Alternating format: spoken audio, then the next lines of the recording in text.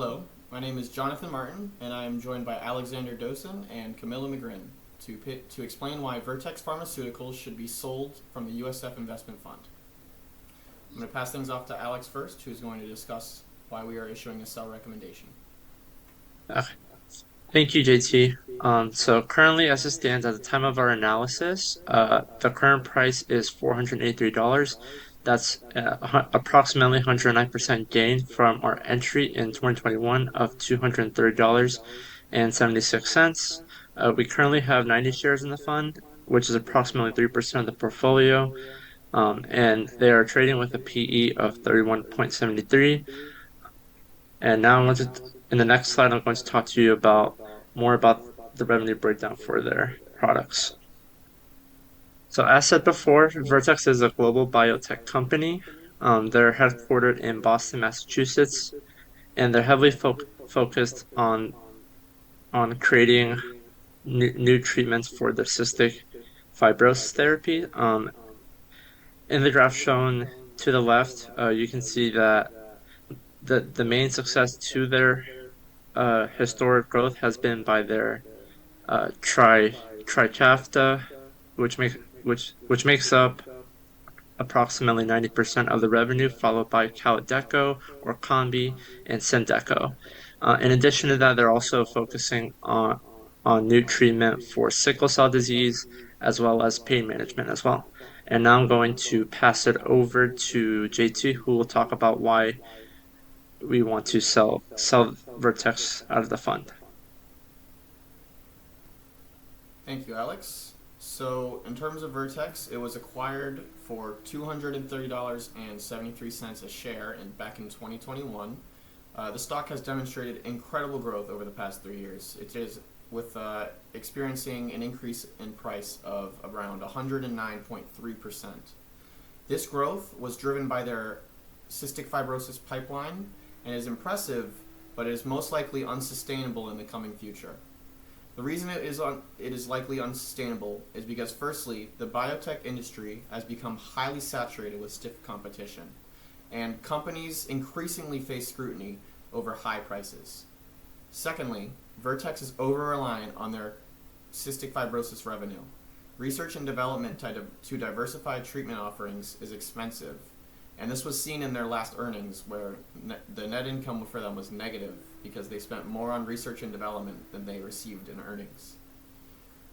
Due to these market conditions and their over-reliance on their CF pipeline, we believe that this stock is overvalued and does not possess the same growth potential that it did in the past.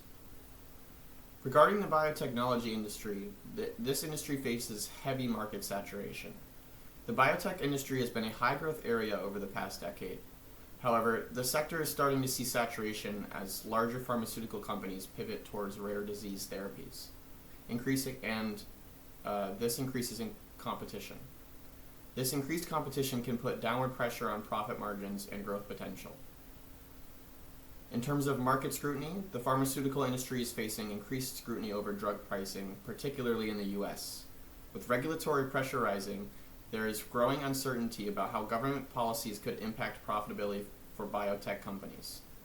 Vertex, which charges a premium for its cystic fibrosis drugs, may particularly be vulnerable to policy changes that seek to lower drug prices. Additionally, the growing movement for drug price transparency and competition from biosimilars further threaten future revenues across this industry. As for regulations, the 2024 presidential election could impact this sector.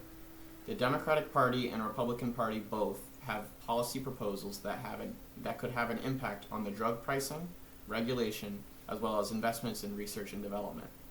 The policy of Vice President Kamala Harris focuses on expanding the Inflation Reduction Act, which could allow companies to negotiate prices of up to 50 drugs per year. Additionally, Trump's policies focuses on mergers and acquisitions. These regulations could severely impact this industry.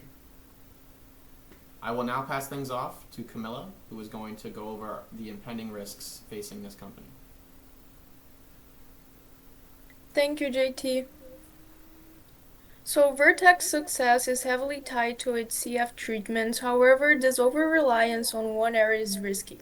If new competitors emerge or patients stop responding, revenue could suffer.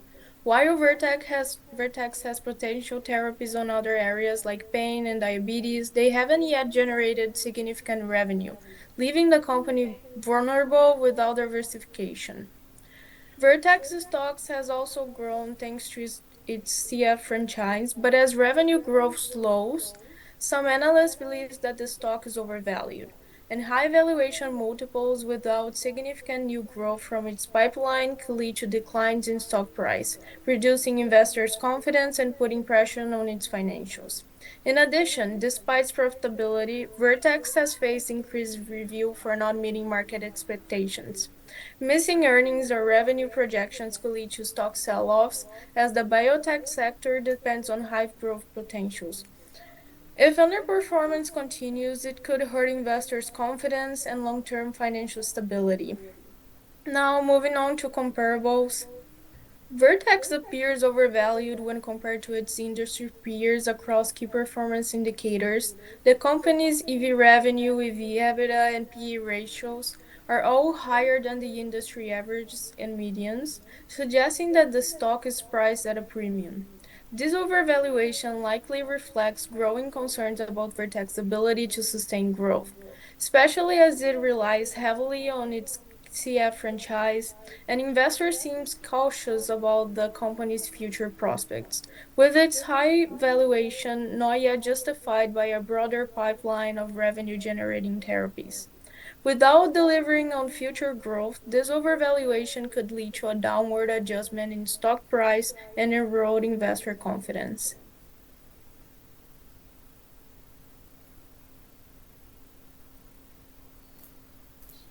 Thank you, Camilla. That is all for our presentation, and we hope we've convinced you why Vertex Pharmaceuticals is a good company to sell from our portfolio.